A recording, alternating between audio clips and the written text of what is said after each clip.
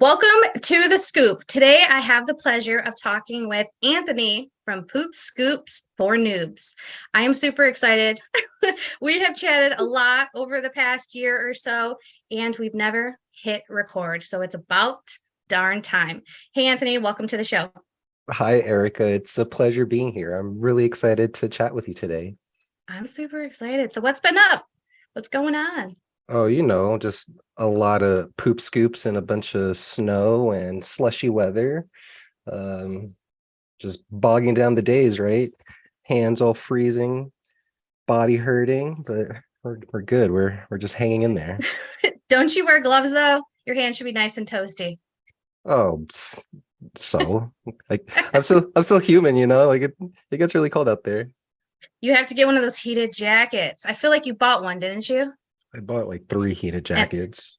how are they? Are they good? Then Black Friday sales. Oh, they're pretty good.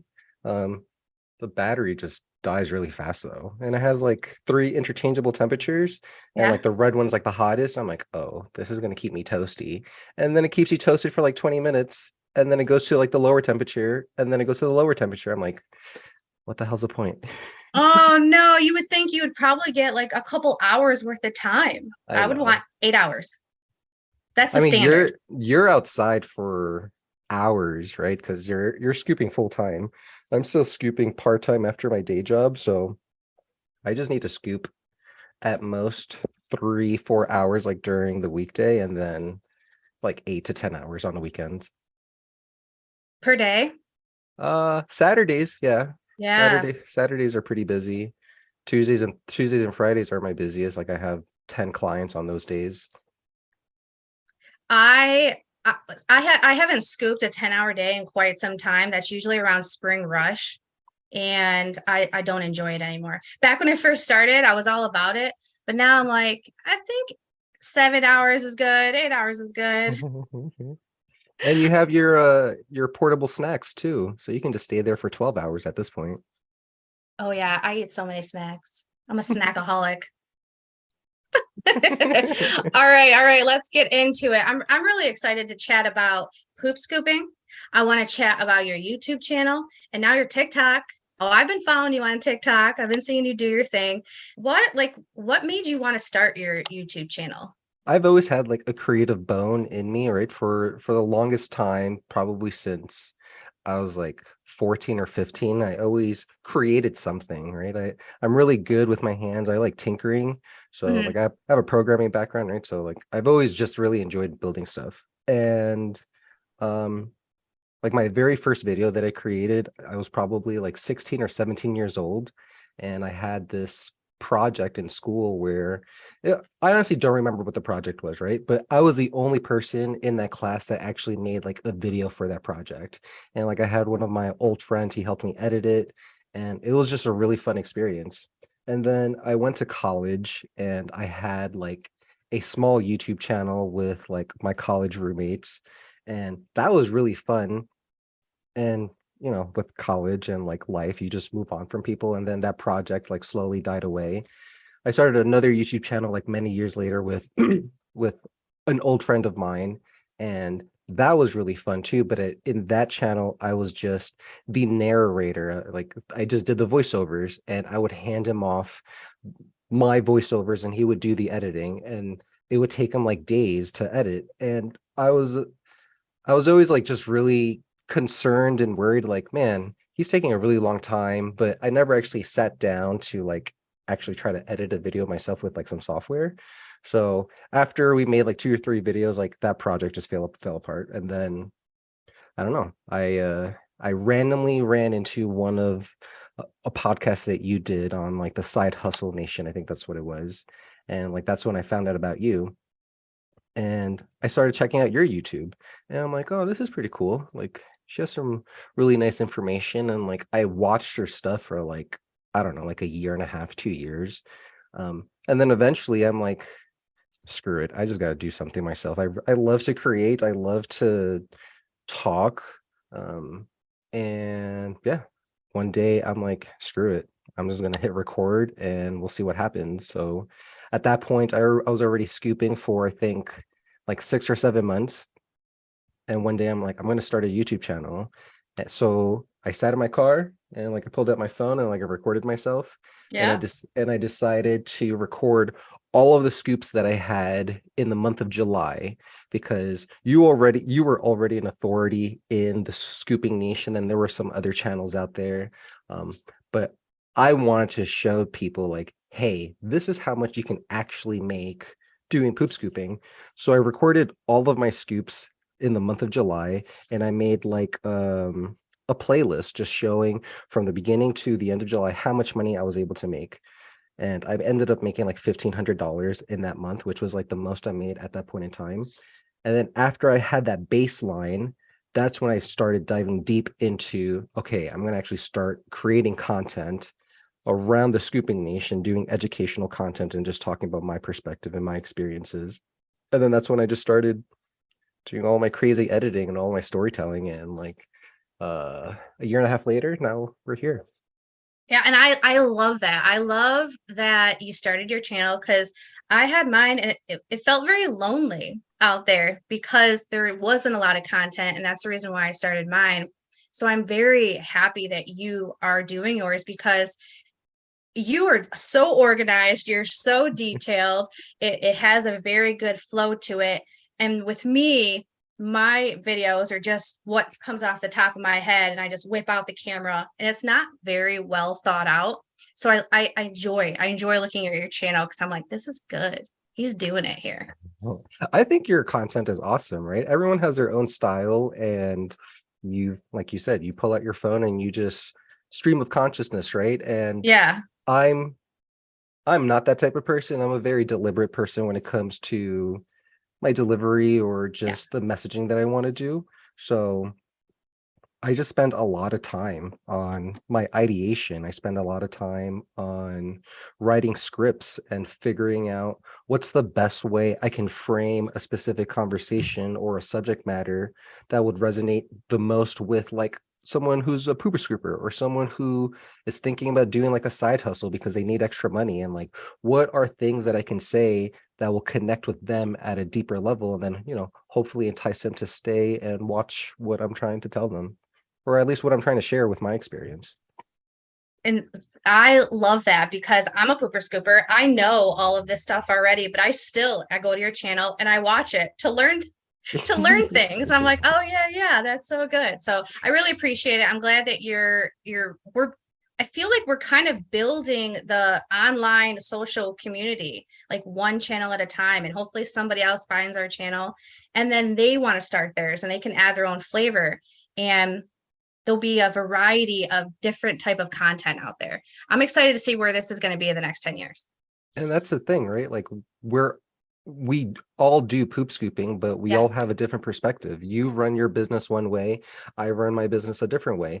Your geolocation, right? Michigan to Utah, we run into different issues. So I love that I'm able to talk about whatever I'm talking about because I don't know who's going to pay attention. Like you inspired me to start my YouTube channel because I randomly ran into your videos one day, right? Who knows how many other people are going to be inspired and motivated to just, take control of their own destiny. I love it. I love it. So how can how long have you been in business for? Can you remind me? I started in December 2020. So when you started, you launched, had you been thinking about this? How long had you been thinking about it for before you actually were I, like, I'm doing it? I probably found your Side Hustle Nation podcast in like 2019 or before that. And like I sat on it for like a year and a half. Like I watched your content for a year and a half. And I see that all the time when like your comments and some of my comments, people are like, I've been watching you for a while and like I'm just worried to pull the trigger. And I I beat myself up right now. I'm like, imagine where I would be right now if I started when I first thought about it. And like that's one thing that I would want people to take away from like our discussion, right? Like it doesn't even have to be poop scooping or being a content creator. If you have something that's on your mind that you want to do, you should just do it because no one else is going to push you. the only person who's going to push you is yourself, and you really don't know what kind of connections or what kind of skills or experiences you're going to have because you decide to punch fear in the face. What made you sit on it for so long? Why do you have reservations about it? Um, Anxiety, right? Mm, Depression. yeah. I was working. I still work my full-time job, taking care of my family. I mean, I can just insert whatever excuse here, but at the end of the day, is just my own myself just holding me back. And I hear that happens with a lot of people, right? We are our harshest critics. And sometimes you just have to have a friendly face remind you that you are enough, you're a badass, and you should do whatever comes to mind because you never know what's going to happen. You just have to do it. Yeah. What was the thing that made you get over the fear and get over the hump and just do it? Was there a pivotal moment? I don't think I'm still over that hump, right? Like there's always going to be that portion of me that feels like either I'm not worthy or I'm not good enough at XYZ. And like those are just my own demons I have to work through, right? Um, but I feel like COVID really affected like a lot of people, like mentally and physically and all sorts of stuff. And in that at that day job, like I'm a manager and I had a team of at one point I had 15 people, but at that point I had 8 people. And with COVID happened, like I ended up losing like half of my team, right? Wow. And it was a really hard time, like having to pivot during that time.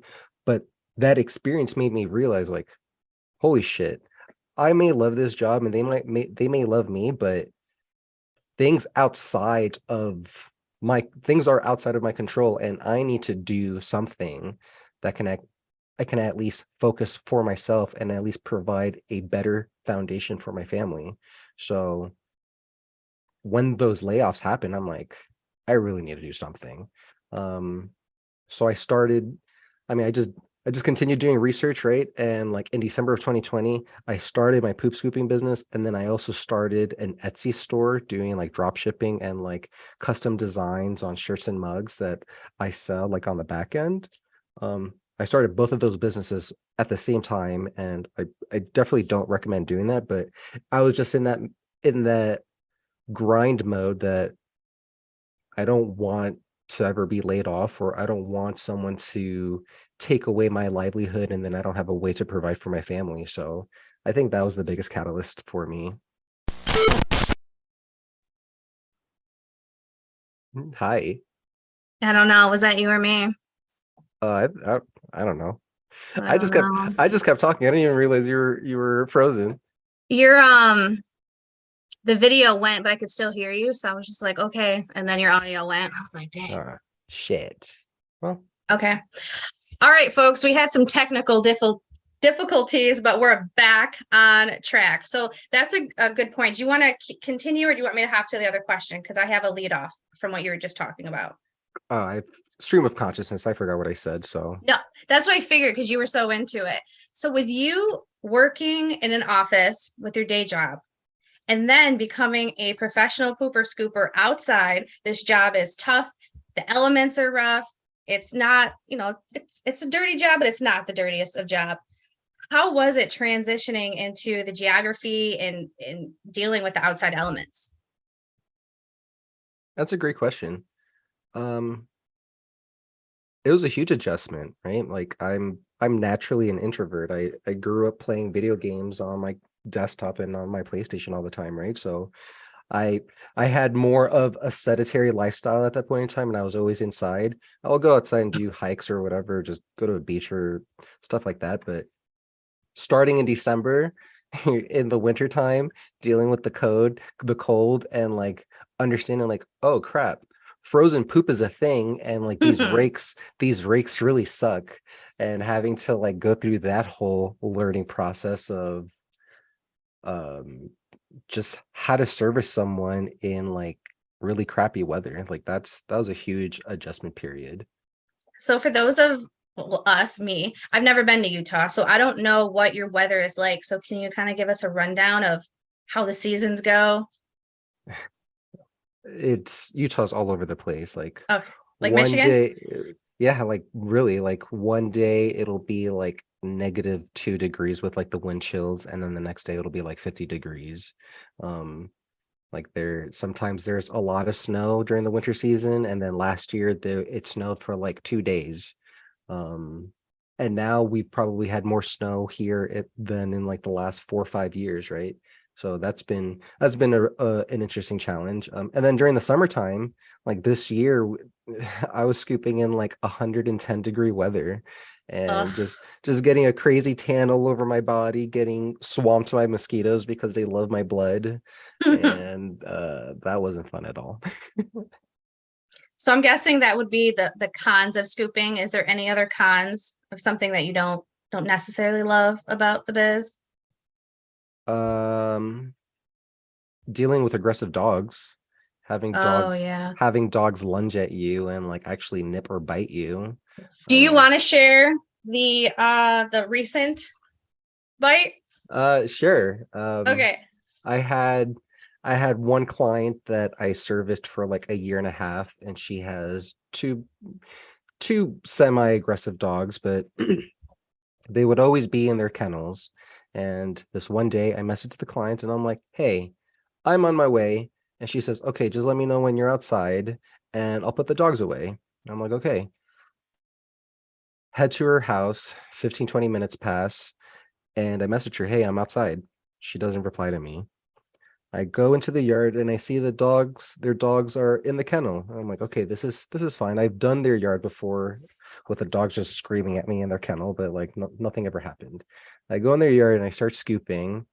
And then after like 5, 10 minutes into the scoop, I hear a lot of commotion right behind me. And then one of their dogs just rushes right towards me and just starts snarling and barking and like all sorts of stuff. And I put my stuff my equipment in between me and the dog, right? And just trying to calm him down, or her, whichever. And then the dog just chilled, just went away, started doing its own thing. I'm like, okay, this dog's fine now, because that's typically how it happens. A dog gets really excited that you're in their territory, and then after they sniff you or show you that they're the boss, they just calm down. Yep. Um, so Usually. then usually, and then the dog goes away. I start doing my thing. I turn around, and then I feel this dog bite me right on my ass cheek, and I turn Ugh. around and I'm like, what the hell? And then this dog also tried to jump up and like almost nipped me in the face and then bit me right in the arm. And then at that point, I'm still like, oh my God, Stunned. what the hell's happening? And then I continue scooping. I was like, this dog is still attacking me, but I'm almost done with the scoop. So let me just finish this. I ended up scooping everything, and then like I escaped the yard, and then I messaged the client saying, like, yeah, your dog bit me really hard on my ass and on my arm. And she was super apologetic, but I fired that client.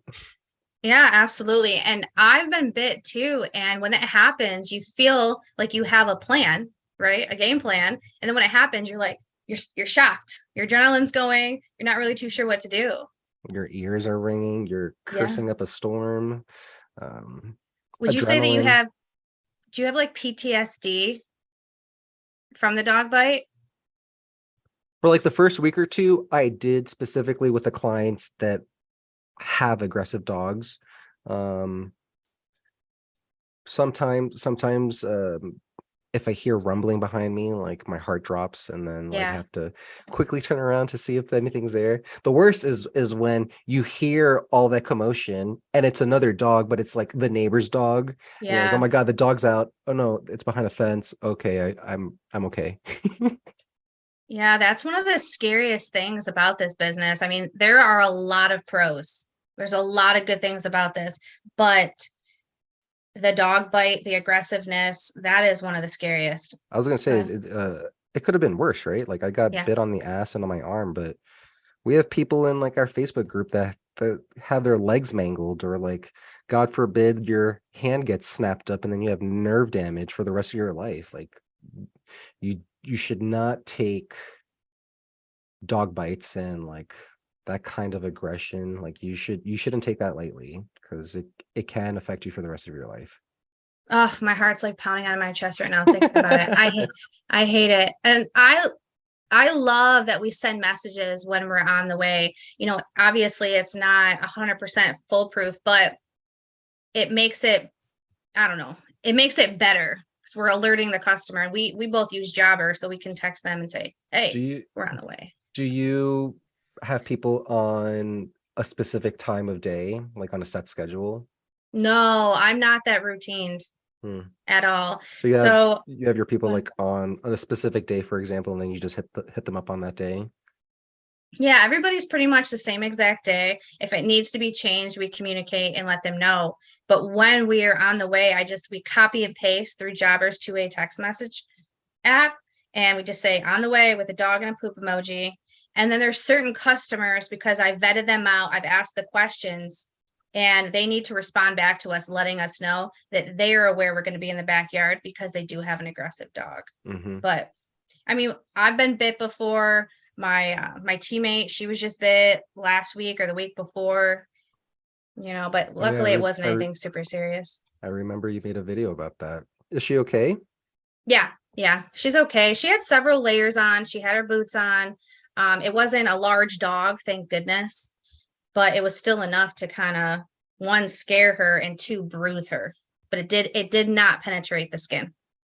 Yeah, with mine was the same thing. It it was more of a scratch instead of a puncture. So when I Yeah, went to the urgent care, they didn't prescribe me any antibiotics or they didn't give me any shots. So that's a good thing. that is really good. And now I have a funny story about getting bit on the ass. Yeah. Yeah. So my question is, so when you got started, you launched. How long did it take you to get your first customer after you launched? So I went on Google and I typed in funny dog meme, I think something to that effect, and I found this GIF of a dog scooping up his own dog poop. I used that as my very first Facebook post.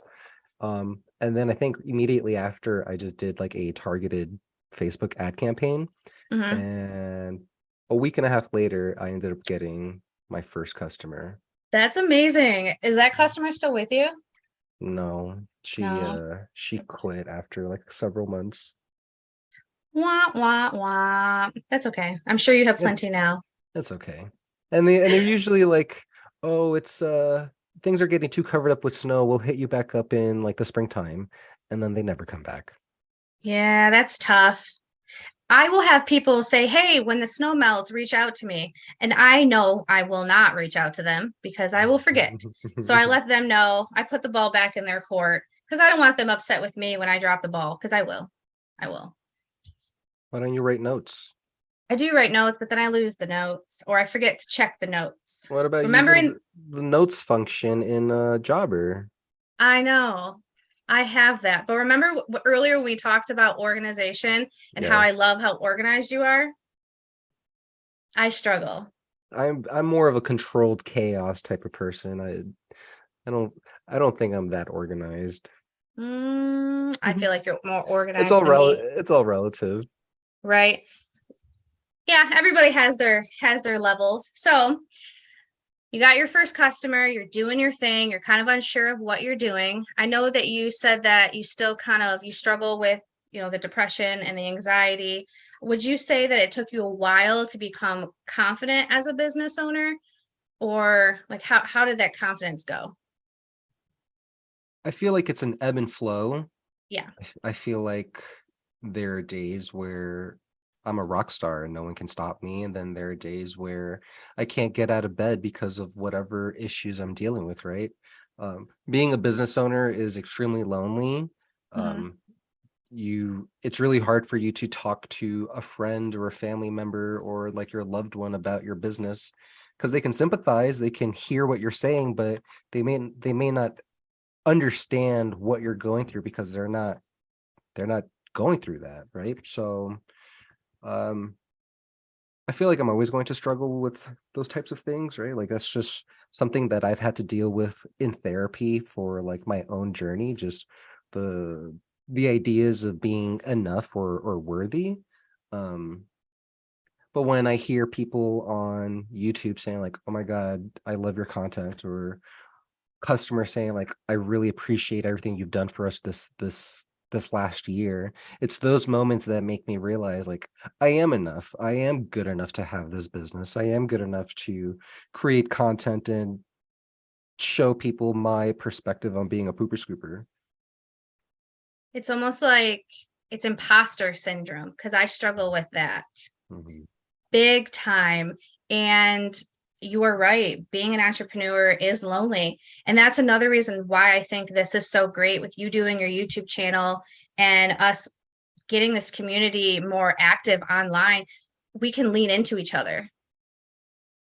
I think so too. One of the biggest things for any entrepreneur, whether you're a pooper scooper or Yeah. you want to start a side hustle, is like surround yourself in a community, surround yourself with people who understand the struggles, surround yourself by people, surround yourself with people who've already gone through the trials and tribulations you're going through, because you can ask them for their perspective and you'll learn from their mistakes, right? One of my most favorite expressions is a rising tide lifts all boats. I've always had that as a core mantra of mine. So I'd rather just give, and collectively, like we'll all just be better, and like the industry is just gonna grow and it's gonna be more normalized. Yeah, that's something that's still, I mean, I struggle with that too, where people are like, wait, that's a thing? You scoop dog poop? Even my stepson, 2 days ago, which this kind of hurt a little bit, I'm not gonna lie. He said something about the dog waste removal, and he said something about like embarrassing or whatever. And I said, wait a minute, wait, what? What are you talking about? And he was like, well, sometimes it's like a little embarrassing to say that like my stepmom scoops dog poop for a living. And I guess I never really thought about that. And so I was like, oh, I wonder like what kids are mean. Mhm. Kids will talk crap. And I'm still trying to process it. It happened 2 days ago. And I'm like, this sucks, but it's such a good industry. We make good money, we're helping people out, and we're doing our thing. It, I mean, that's a very shitty situation, and it sucks that he said that. Um, I resonate with that messaging because like both of my parents, they moved to the United States from Colombia like 30 plus years ago.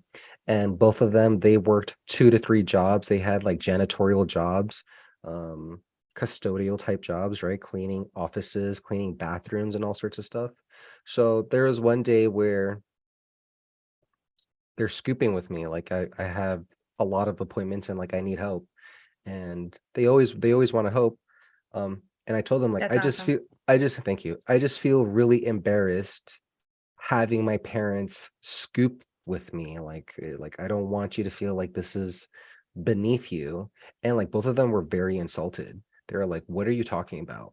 Like we moved to this country and we literally picked up human shit to like provide you a better future, and like now look at what you're doing. You have your own business and your own successes. Like we're happy to help support you. So I think it's a culture thing, right? Like it might be different for American families. They might look down upon like, I don't know, a janitor or someone who works at a restaurant or a pooper scooper, compared to like Spanish families where they're willing to work anywhere and everywhere because they just have to make ends meet for their family, right? So I totally get with what your stepson said. I feel like my daughter is the same way. She scooped with me maybe like 2 or 3 times, and like I paid her really well. Yeah. And then she's like, I don't want to do this anymore. As a kid, if I mean, I never wanted to pick up the dog's poop as a kid. There's no way. If my dad was like, go outside and go scoop the dog poop, I'd be like, no, that's not going to happen. And so I think that's another reason why this business is so good. We can come in, it stops fights between husband or, partners, between kids. We take care of it and we're out of there. Just imagine how many marriages you've saved because of it. I know. I've walked in on some very passionate fights between loved ones. And I'm like, oh, let me just scoop real quick and get the heck out. That's super awkward. It's What do so you awkward. what do you what do you do in those situations? I just go like this. And then if it's really, really heated, I'll ask if they want me to leave, but there hasn't been a situation to where I felt like one of them was in danger. Mhm. There wasn't anything physical or anything like that. They were just, yelling at each other. So I kind of, one time where I was a little thrown off. I stayed in the yard a little bit longer and scooped and kind of took my time. I passed like 3 or 4 times and things seemed to calm down. But if things would have escalated and I would have witnessed something that where the police needed to get involved, I have no problem, calling the police Yeah. because, I haven't had any situations like that, but you know what I hate almost just as much are the people who like leave their dogs outside for hours in the sun or in the cold, and the dog is suffering, yeah, and it's really hard not to call like animal control just to be like, hey, can you do a wellness check on this on this animal, because they've been out in the freezing cold all day long. I just got here. It's like 4 o'clock. Who knows how long this dog's been out here? It's mm, just that's another thing that we talk about, like dog bites, one of the horrible things, right? But then you also see one of the worst things is like some of the neglect that you see with some of our customers. I love scooping because I'm providing a clean property for the dog to enjoy again. Some of yeah, these properties, and like no judgment, right? Like everyone, COVID has affected a lot of people in different ways, mentally, physically, all sorts of stuff. And you really can't judge because you don't know someone's um journey or their experience. But when you see these dogs in yards with gallons and gallons of dog poop everywhere, like that's not a quality of life that they're enjoying. And then they track all that mess back inside, and like, so then how bad is the inside, right? So I don't know, it just sometimes those types of things really get me down, but it's also not my place. yeah. But it's like you said, at least you're providing this service, so you're able to at least maintain it and I don't know, lessen the dirtiness because yeah, we can't control the situations or what's going on. Hmm. Oh, I know that's tough. I luckily have not walked into that type of situation to where a dog was left outside. One time, but I was able to provide water for the dog, and then I let the homeowner know. And she's like, "I am so embarrassed, one, and thank you for letting me know. I'm gonna come home on my break and let the dogs in." Should have done that in the first place, lady. Yeah, I was like, goodness, goodness, goodness. So, your business isn't growing, right? It's It's- growing a lot. Yeah. So what's the struggles now that you're growing? Some growing pains. This last year, I relied heavily on paid advertising for my growth. I'm Mm, also in like that in between stage where I'm dipping my toe in, but I don't want to jump all the way in because I still want to do my day job and just pay down as much student loans and save for money for a house and all sorts of stuff, right? that's smart. So it's hard. So I rely heavily on like paid advertising, which is super expensive, and it's only going to get more and more expensive because that's just the nature of advertising. So community outreach, right? Like just getting awareness out for my business is probably one of the hardest things. I have a really big competitor in Utah. Um, they have really low prices, Mm, and I don't compete on price. I do not believe on competing on price. I believe, at least with my value, I'm competing on the quality service. I'm not going to be in your yard super rushed. I'm taking my sweet ass time because I'm trying to pick as much as I can and be proactive with my communication. I'm going to say please and thank yous. I'm going to lock your door. I'm going to say your first name, right? I'm going to treat you as a human. So probably my biggest struggle is like this competitor, right? Because people will go on Google and like they'll find either this company or me, but then they'll go with them for the cheaper rate per week, right? And yeah, two, three, $4 does make a big difference for some of these customers out here, and it sucks. Like I've lost count how many times people reach out for a quote and then I give them my numbers and then I don't hear from them.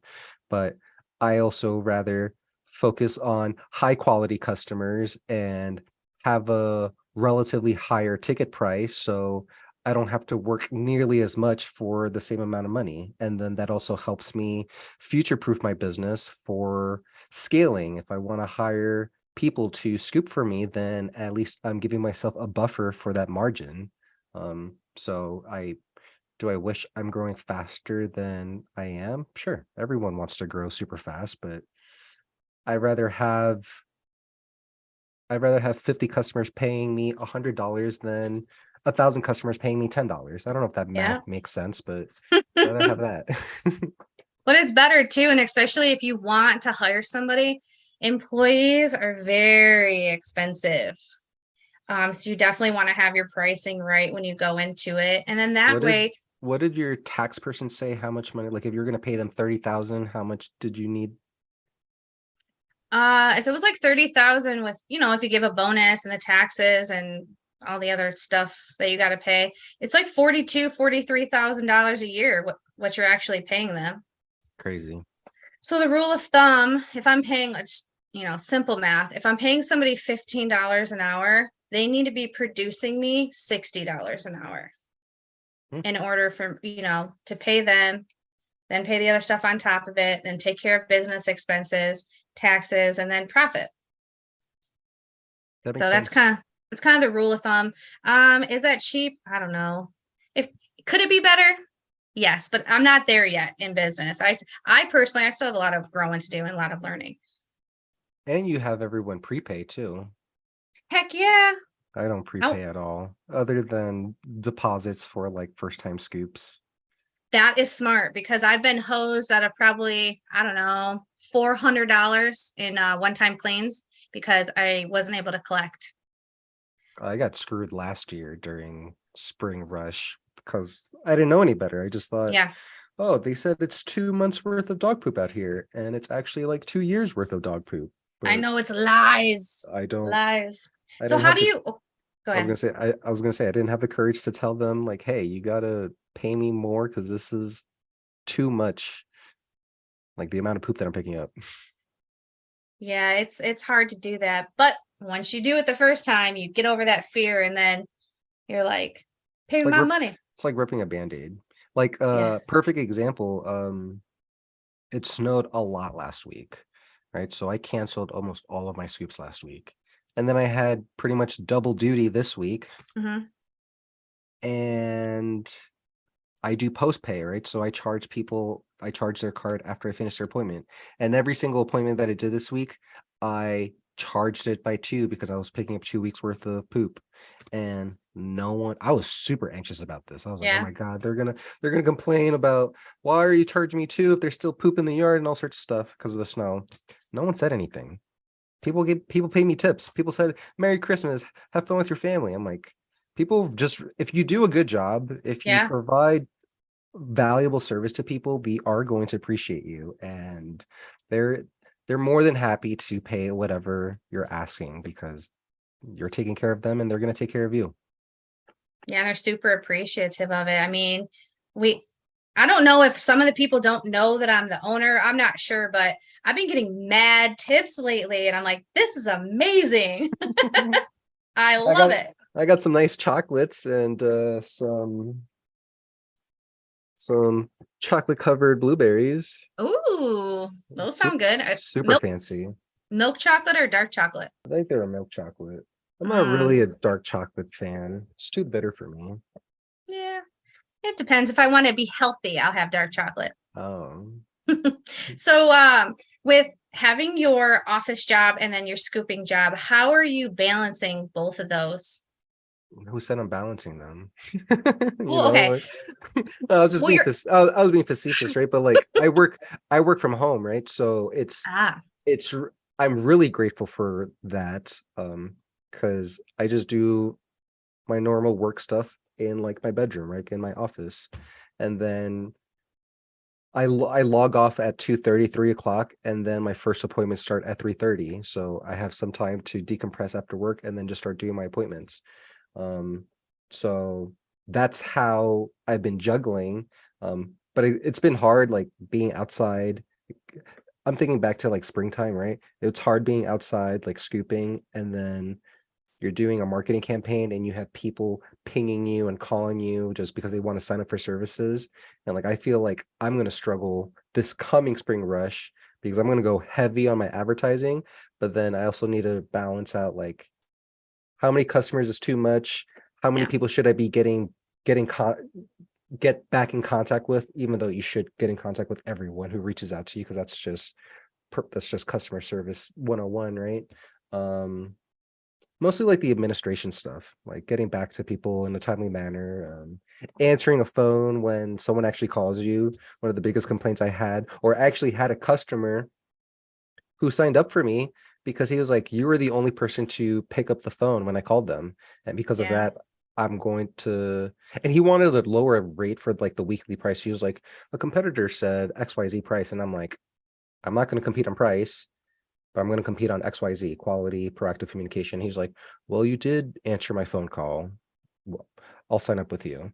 So just answering a phone call, like in the digital age, like everyone wants to do like automation and all sorts of stuff. You have some cool automation with like your voicemail system, which is a great tool.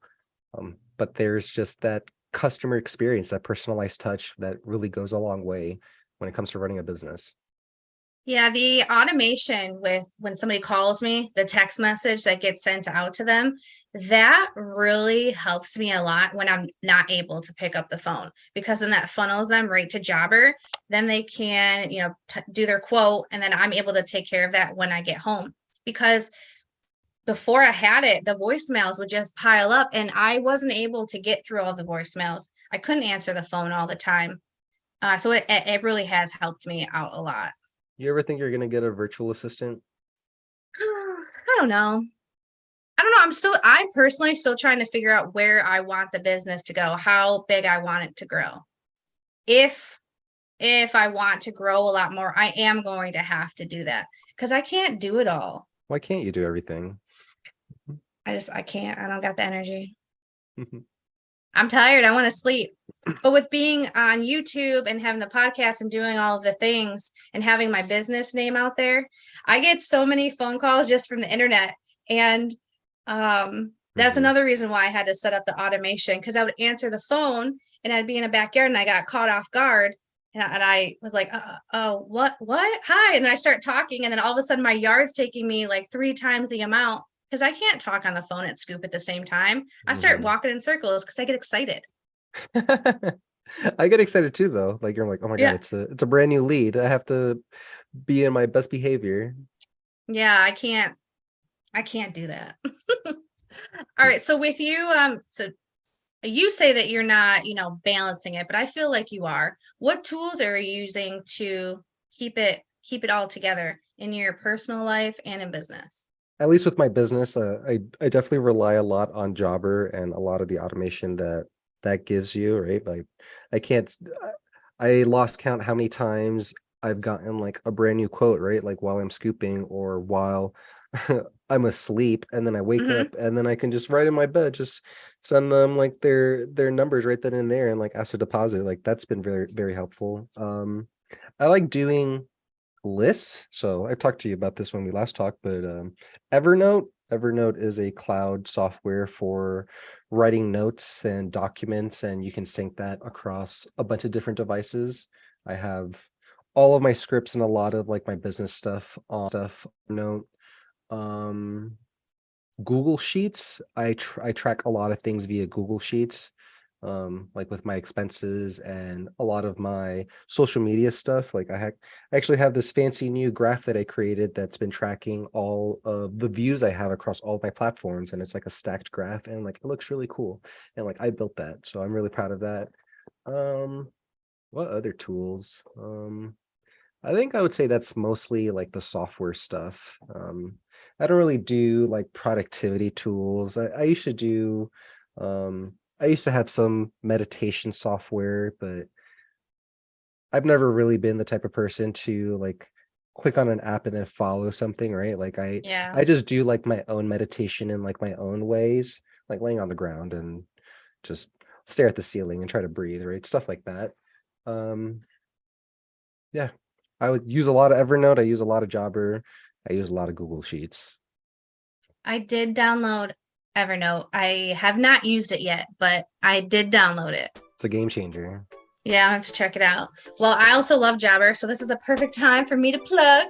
Jabber is the CRM of my choice. I love Jabber. That's where I do my scheduling, my invoicing, my routing, and so much more. It helps me run my business very smooth. If you are interested in getting a free trial, click my link down in the description. And if you sign up, you will get a special discount. And I got that discount too. I was super happy about the discount. Thank you. Thank you. I do. I love Jabber. Even if I have personal tasks that I need to do that's through the workday, I will schedule that in Jabber because I'll forget. So I scoop my dog, but I put in there that I had a dentist appointment at 9 a.m. today as my dog's name, but dentist appointment. So I wouldn't forget to go because I forgot 2 weeks ago. That's super smart. Yeah, I have to because then I have Invisalign on my teeth and I have not had them on in 6 weeks because I've missed 2 dentist appointments. Oh man. So my teeth are just going back. And so I'm like, I gotta pull it together.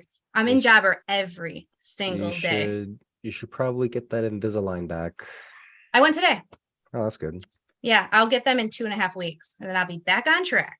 Back on it. All right. So we're coming into the end of 2022. We're going into 2023. What goals do you have, big or small? I'm at around 75 reviews across Google and Facebook for my poop scooping business. So I want to try to get that to 150 next year.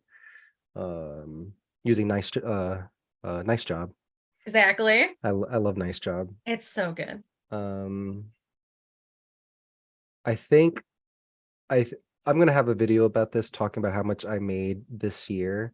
But I think I'm pretty close to getting to 50,000 gross with my scooping business. So I'm hoping to double that again in my 3rd year to try to get that to 6 figures. Just continue working on like my YouTube channel, right? Like I love creating content. I'm at 468 subscribers, right? So I hope I can get closer to 1,000 than to 500 by the end of next year. That's a big goal of mine. Pay down student loans, pay down whatever debt I need so I can save for a house. That's probably my biggest goal for next year. Foster closer relationships with my parents and my friends, right? Like being an entrepreneur is very lonely. Yeah. And you have to actively work on maintaining your relationships with the people that are rooting for you and that want to be a part of your life. It's completely okay to say goodbye to people that, for lack of a better word, serve you, right? Just because you've been friends with someone for 5, 10, 15, 20 years doesn't mean you need to stay friends with them for another 20 years just because you have that history. I don't really believe in that. If someone is detrimental to your life, or if you're not getting anything out of it, like a relationship, friendship, anything, you have to reciprocate, right? You have to give to someone and they have to give back to you. If all you feel like is someone is just taking from you, or they just bog you down with negativity, cut them out of your life. If someone is hating on you because you want to start a scooping business or you want to start a YouTube channel or whatever, if you want to be TikTok famous and someone's shitting on you because of that, get them out of your life. They're shitting on you because they're miserable with their own life, and you're just reminding them of all of their wasted potential. So continuing to build out my relationships with the people I'm close to, that is another big goal of mine. How do you go about, like, what's your approach to setting goals? A lot of people out there struggle. They struggle to set goals. Has that ever been an issue for you? I've always been a pretty headstrong and stubborn person, right? So if I put my mind to something, 9 times out of 10, I'm going to get to 95% of the finish line. And then it's just that 5% where like the anxiety takes over, or like, the fear of failure, right? But probably the biggest thing that's helped me is having a whiteboard. I have a whiteboard right here, channel goals, and it has 4 to 5 things of the stuff that I have listed for like my channel. Post-it notes. Write down stuff that you want to accomplish throughout the day as a post-it note, and put that post-it note on the mirror in your bathroom. So you can look at it every single day when you brush your teeth. Checklists, right? Like Evernote is really good because you can do like checklists or check boxes with a bunch of stuff. Some people are really good at following a list of stuff, right? I have a ton of ideas all through my head, and I'm like, oh, let me work on this right now. Let me work on this. Let me work on this. Right. So like I really suck at lists, but probably one of the biggest thing that I don't remember who said it. I think Kevin O'Leary, Mr. Wonderful from Shark Tank. I think I heard him say this. Or maybe it was Mark Cuban, some entrepreneur. One of the best things you can do is, okay, let's get a book or a whiteboard, write down all your tasks, all the goals that you're trying to accomplish for the day or for the week. Circle 2 of them or 3 of them. And no matter what you do for that day, those 2 or 3 have to be completed no matter what. And then after you complete those, swipe them off your whiteboard. And then the next day, circle another 2. And even if you're just doing 1 or 2 a day, another one of my favorite expressions is like being 1% better a day, right? Like compare yourself to who you were yesterday, not to who someone else is today. If you just do 1% a day over and over, even brushing your teeth, right? Doing your laundry, like that's 1% for some people because mental illness is huge everywhere. If you do 1% a day, eventually you will get really far. And people underestimate how much they can do in an entire year, but people overestimate how much they can do in an entire year, but they underestimate what they can do in 10 years. So if you just keep grinding, you're going to surprise yourself where you end up at the end of your journey. I totally can relate to that because I underestimate what I can get done in a day because I think about all the things, and then my anxiety gets so high because I magnify it, right? It's so much more intense than what it actually is. And I'm like, these tasks literally only took me 55 minutes. And I thought for sure it was going to take my entire day. And so I've started breaking down my tasks, and I'm like, okay, this is a 20-minute task. This is a 15-minute task. I get it all done. And I'm like, what was I worrying about? What was going on in my brain? It's And just that that anxiety. It and magnifies it. 100%. And that's actually a really good tip. Like quantify how long a task should take you. Because I mean, we're all humans, right? We all want to scroll endlessly on our phones, or you just get distracted because of ADHD or whatever. But if you say, okay, I'm gonna do a social media post on my Facebook and this should take me 15-20 minutes, at least you know, okay, maybe I can dedicate 15-20 minutes right now and like actually work on it, compared to like my strategy of like, oh, I'm just going to do this, and then you just dive deep for 4 hours until you just burn out. Like that's not healthy for you. Right. You like look up and you're like, what time is it? What happened? And it's very similar to like the business. I wouldn't just go into a yard. Like I have an idea of how much time a yard is going to take because I had to base my prices off of it. So I had to take the time to figure that out and be very deliberate, because say for instance, I scheduled all these houses and then I'm not able to finish them all in one day. So we have to know how long everything takes so we can get it done. And I was talking to a good friend of mine and I was like, I need to run my life like I run my business, because my business, I'm not playing games. Like it is well oiled. But my personal life, it's wild.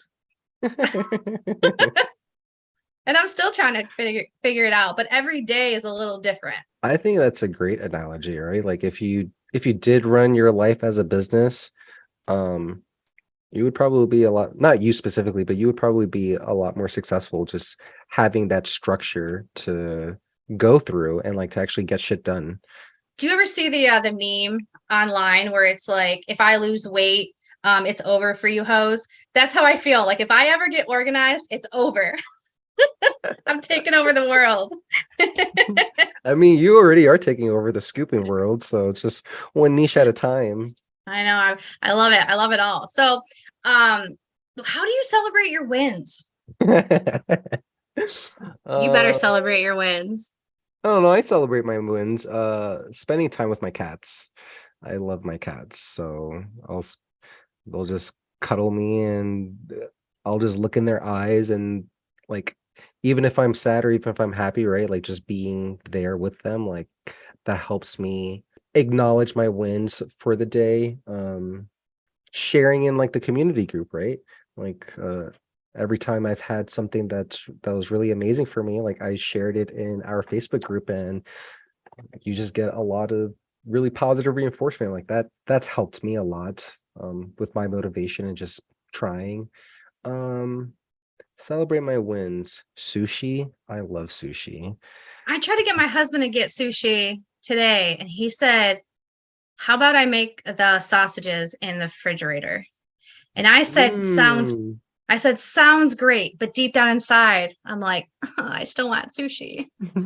Sushi, or like wings from Wingstop. I love chicken wings. So like if I'm ever depressed or if I want to celebrate something, like sushi or wings are my go-to.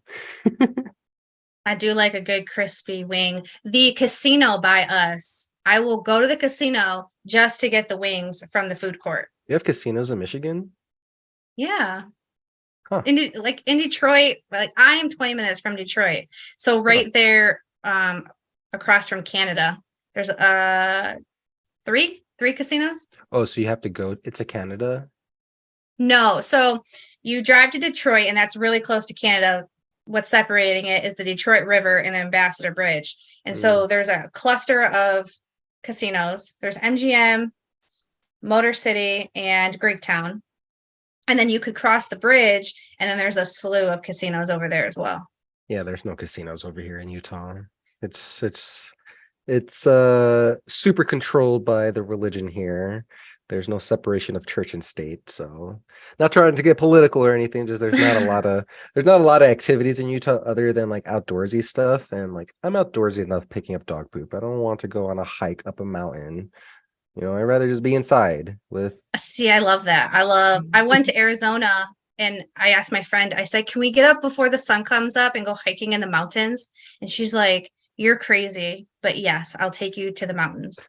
I mean, it's amazing. I love doing stuff like that. Just I don't want to do it on my free time when I want to relax. Mhm.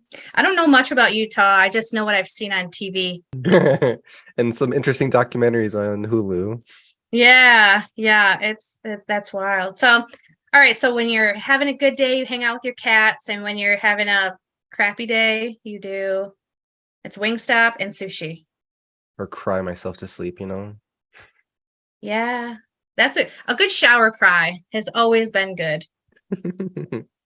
All right, so what drives you? What keeps you going when when you have the bad days?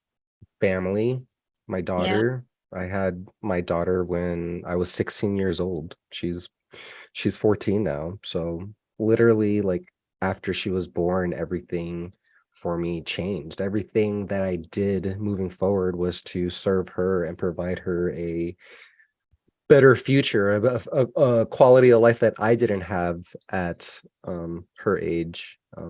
My mom, right? My mom retired and she lives with me now, so I take care of her.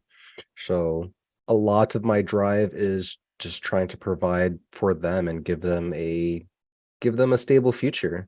Um, I'm lucky enough to still have like my youth and a relatively healthy life. Like I have scoliosis and chronic back pain, right, because of an accident that I had when I was 12.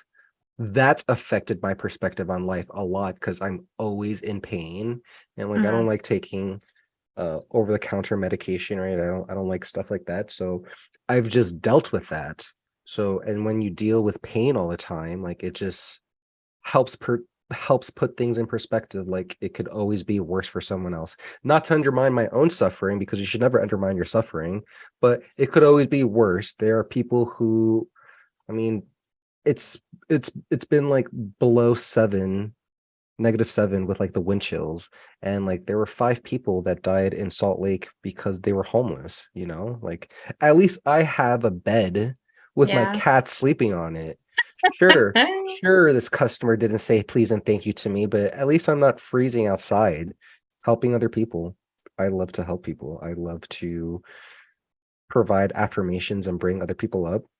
That's just always been a core value my parents instilled in me, and that's just who I am naturally. That might be one reason why I really love like YouTube, right? Like I get to encourage and share and inspire, at least hopefully inspire, but share to other people. And that really resonates with me. It makes me feel like I'm actually doing something good in this world. Because you are. Thanks. You're welcome. You're welcome. And if you could go back to younger Anthony and give him one piece of advice, what would it be? One, don't have a kid at 16. But two, stop stop holding yourself back as much. Stop letting, it's so easy to say, right? But stop letting fear dictate your life. Yeah. I've had so many opportunities where I could have made a friend or talk to someone. I hear someone say something interesting, and then I end up having this whole conversation in my head about the stuff that I want to talk to them about. But I have so much anxiety that I can't even approach them. Like that's debilitating. And like who knows how many experiences I lost because I stopped myself, right? Believe in yourself, right? We're very good at creating self-limiting beliefs, and I believe wholeheartedly that we all have something to provide to the world. Maybe it's hard to see that right now, but I think I have a higher purpose on this planet, right? I feel like I'm here to do something amazing. I didn't believe that when I was younger. I didn't believe For the longest time, I didn't feel like I was going to live a very long life, where I felt like I was going to die like in my mid 30s, right? Like it was very hard for me to process or visualize like what does Anthony look like when I'm retired. Hmm. I still struggle with that, but I'm allowing myself to believe like, hey, goes back to the whole worth it stuff or me being enough, right? I'm allowing myself to explore those thoughts, like I do deserve a happy life or a big family or just all sorts of stuff, right? So stop limiting stop stop limiting yourself with beliefs that just bring you down. Oh, I feel that so much because I was the same exact way. I That was used to deep. think, yeah, no, I was getting ready to cry over here. I used to feel like I was so stupid, but I just wasn't Hmm. stupid. I didn't know how to do the thing. But then I Hmm. was too lazy to put the energy into the thing to learn and grow. Hmm. And it took me a long time. It took me a while into my mid 20s to actually start focusing on myself because I didn't think that I was going to live very long. I didn't think I was going to make it out of my 20s. I didn't have that that, long view. that It was 27 just, club. yeah, it was just very like right now, what's going on. And now I do further thinking and I think about the 1 year plan, the 5 year plan.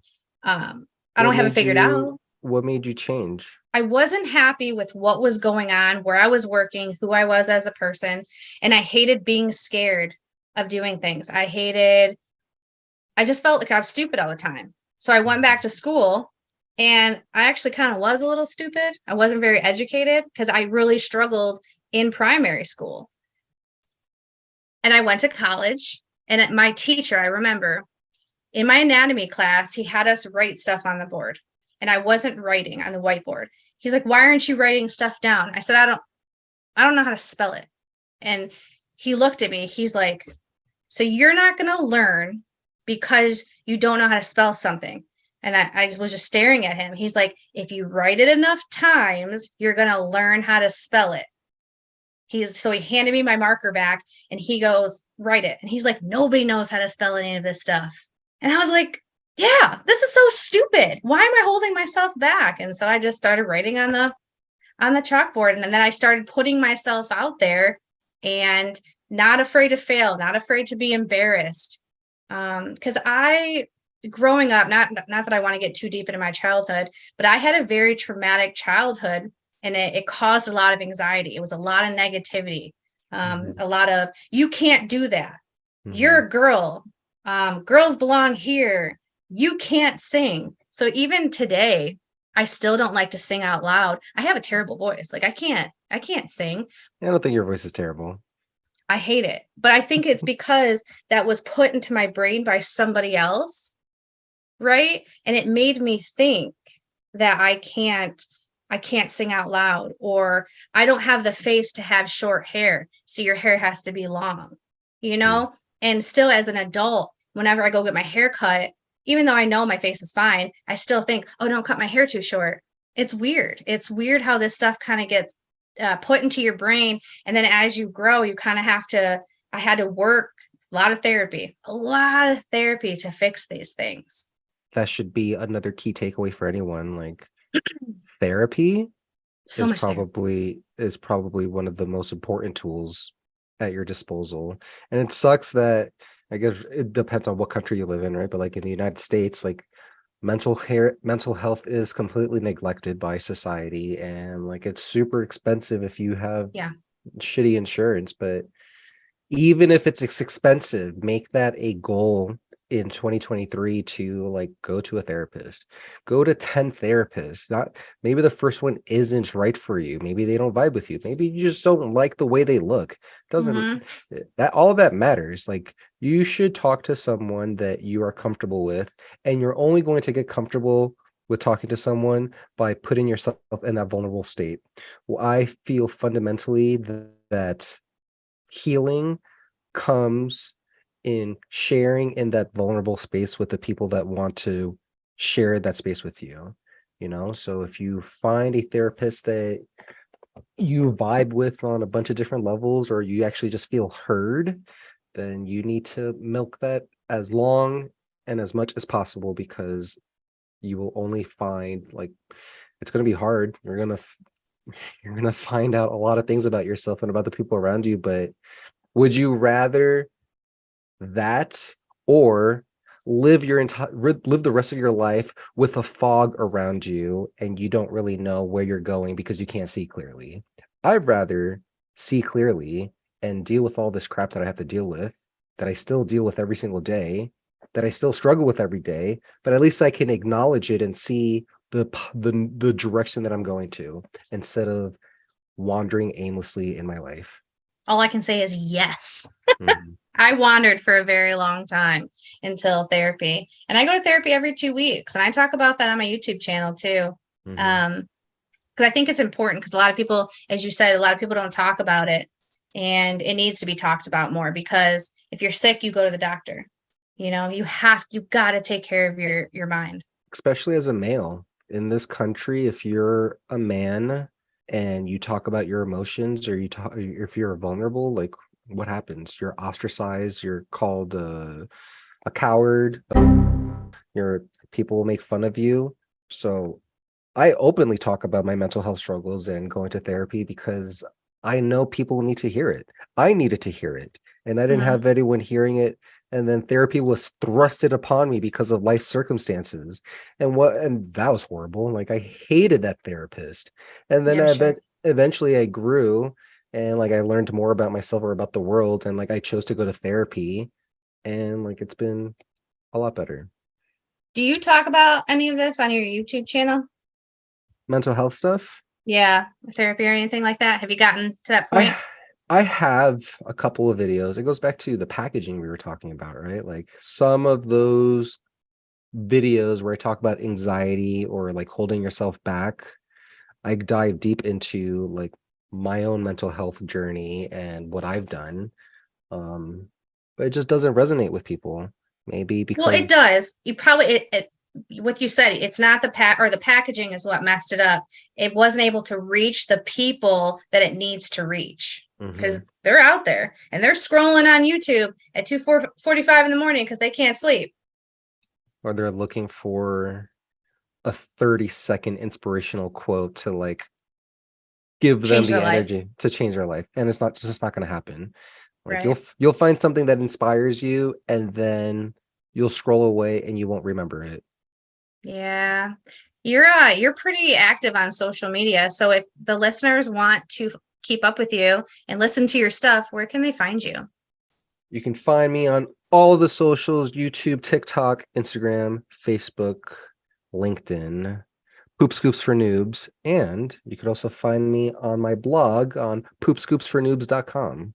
So And I'll link all that down in the descriptions. Follow all of that. Click all the thumbs up, all the subscribes, and show Erica some love because I wouldn't be here if it wasn't for Erica. And Erica has inspired millions of people, maybe not millions, thousands of people, but she still deserves all the love of millions of people. Maybe one day. We'll see. Maybe one day. Thank you. So I'm, like I said before, I'm a huge fan of your social media, your editing. If somebody wanted to start social media themselves, do you have any beginner tips for them on how to get started? Being a business owner, you're wearing multiple hats, right? You're not just a pooper scooper.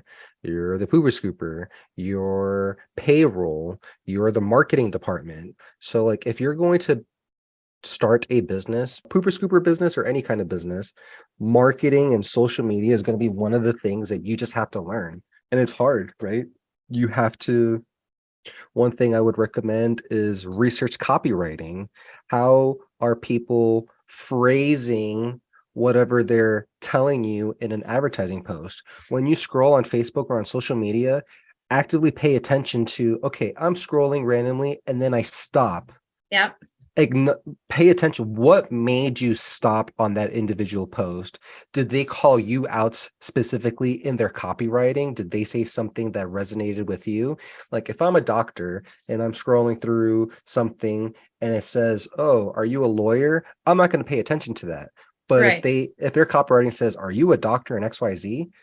that's effective copywriting, right? So study copywriting. Study color theory. There's a lot of psychology behind how color makes you feel or how color interacts with your visual storytelling. Color theory is very important. And then like honestly, like go online, go on YouTube, go on Udemy, go on Reddit, go on Reddit's wild. Reddit's wild, but there's countless threads of people who've gone through exactly where you're going through or having questions exactly the same exact questions you have. And you'll find a community there on Reddit, right? But There's a poop scooping community on there. is it really? I came across it because an article was written about me and then all heck was breaking loose and it was crazy. And somebody shared a link that there was a Reddit thread and I was so nervous to look at it because my friend's like, hey, they're talking about your business in Reddit. I'm like, I don't know if I'm emotionally stable enough to handle a Reddit thread. It was fine. I have Nothing anxiety nasty. thinking about that. It was okay when I looked at it last. So thumbs up. And going back to the color theory really quick. That's the reason why I picked my color, the hot pink, because pink makes people feel warm and cozy, safe. So that's the reason why I chose that. And then I use green. I use green because it's outdoorsy and it's grass and stuff.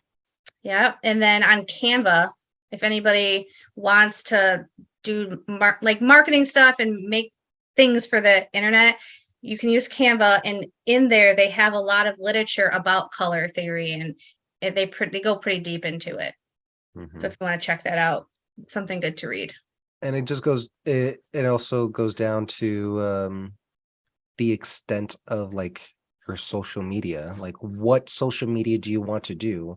Are you talking about Facebook and Instagram? Are you talking about TikTok? Are you talking about being a content creator on YouTube? Are you talking about horizontal or vertical type videos? Because vertical format videos, it's the new wave. Yeah. Like everyone is watching stuff vertically now. So if you find yourself scrolling on your phone on YouTube or on TikTok, and if you're watching something, pay attention. Why are you watching that specific video? What caught your eye when it came to why didn't I scroll away? Are they using bright colored captions? Did they say something funny within the first 2 to 3 seconds? Is it a subject matter that resonates with you versus something that you don't care about? These are all the things you need to pay attention to when it comes to like your social media. And it's why so many businesses fail being an entrepreneur, right? Because it's hard. You have to learn 1,000 different skills just to like be a little bit better than like your competitor. But the truth is, so many people don't do it. So many people don't care about their social media presence for their businesses. what ends up happening? They just get cast aside, or they just don't grow. And like you don't even need to do that much to like differentiate yourself from your competitors. That's gonna be a sound bite right there. That's good. Thank That's you. really good. I love that. All right. Let's move on. Well, this was fun. Don't get me wrong. It was fun, but it was more serious. So I want to move on to some fun stuff. We're going to get to know you a little bit better on the personal side. Uh-oh. What is, okay, other than sushi and wings, do you have another favorite food? Because we already covered that. My mom's empanadas. I love empanadas. For those of us that are not aware of what that is, can you please describe? Um, so an empanada is like, okay, so you get cornmeal, which is like flour and a bunch of stuff, and like you make it into like an encased shell, and then you stuff it with like rice and beans and steak and potatoes and vegetables or whatever, and then you close that up, and then you fry it, and then you have like it's just an empanada, and then you eat that with some ceviche. That shit's so delicious. I don't know what that is either. What is that? Ceviche, Yeah. it's like I don't know. It's like the not really garnish. You know, I'm about to look this up. Is it like a salsa or It's kind of like a salsa. okay. Okay. I mean, that sounds good. That It's sounds really delicious. Ceviche is a seafood dish where diced cubes of raw fish marinated in a lemon or lime juice mixture react with a citrus juice. Oh, But my I mom have doesn't never. use the seafood part. Like she does more like cilantros or onions, lemon, stuff like that. Oh, yeah, I love cilantro. That's good. I'll have to try that. It's What's your go-to food? Are we talking like a meal or like a treat, like a sweet? You know, when you're hangry and you need to eat something to make yourself feel better. So recently, not that I love this, I've been drinking a lot of protein shakes, like a Premier Protein, because I'm trying to like put on muscle. So that has been my go-to lately. But my favorite meal is it's Chinese food. I It's General, I'm probably gonna pronounce this wrong. General General Tso. Tso's. Yep. But it's lightly breaded. It doesn't have the heavy breading, and it is delicious. And I'm going to have it on Christmas. That's my Dude, Christmas dinner. dude, I love Chinese food, and the Chinese food in Utah sucks. I'm originally from New York, and their Chinese food in New York is like infinitely better. So I've never been. I've never been in New York. it's super crowded, really loud. Yeah, my Oh. anxiety is like, no, thank you. It's like we were talking, you said like people in Michigan talk really fast, and like New Yorkers talk really fast. And like this is a random tangent, but like Yeah. I read a study that showed people who live in like highly dense population areas, they talk faster, and they also have a faster gait when it comes to like their steps, so they get from Yeah. point A to point B faster, compared to like a southern state where there's less people and like their lifestyle is a lot slower, so then they tend to have like a slower cadence to their speak. When I went to Iowa to go see my family, they walk so slow, and I was dying inside because I worked at the hospital. We had to walk fast. Like Mhm. it's basically like a jog. And I remember visiting them, and they're like, "Whoa, you need to slow down. We're not in a rush to go anywhere." And I'm like, "I'm in a rush to go everywhere." But it's like you asked me earlier, like how do I balance that, right? Like that's an area where I don't balance. I probably do need to stop and smell the roses more often than more often in general. Like a lot of people just don't do that, or at least try to be in the present moment, right? So yeah, sometimes slowing down is important. You can't just constantly run at 10 like at a 10 speed full tank of gas, because you're just going to burn yourself out. Yeah, you're just gonna whoop. Like, Mhm. all right, time to stop. Do you listen to music to I love music. relax? Yeah. Really? So if you had to listen to one song and one song only for 23 hours, what song would it be? This artist, his name is Tame Impala. He does like psychedelic rock music. He has one song called Alter Ego. I already listened to that song 23 hours a day, so I'll just choose that one. But I highly recommend Tame Impala if you're into like psychedelic rock. I'll have to check it out. I've Mhm. never heard of it. I'm more of like a country and reggae type gal. And then Reggae. You I like love reggae. you like Revolution? So I would have to hear it. I don't know a lot of Oh, names. okay.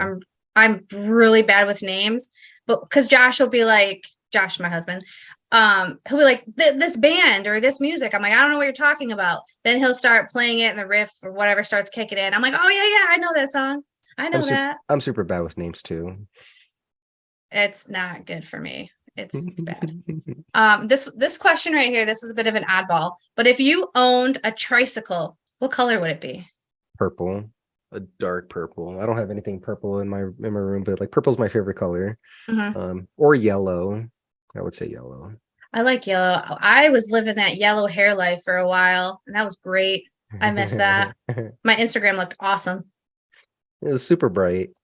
It was hard to maintain though, so I just was done with it. All I right. like Well, I like that tricycle question. yeah. When I was writing it, I was like, this is fun. You should probably say what color tricycle and then what color is your horn.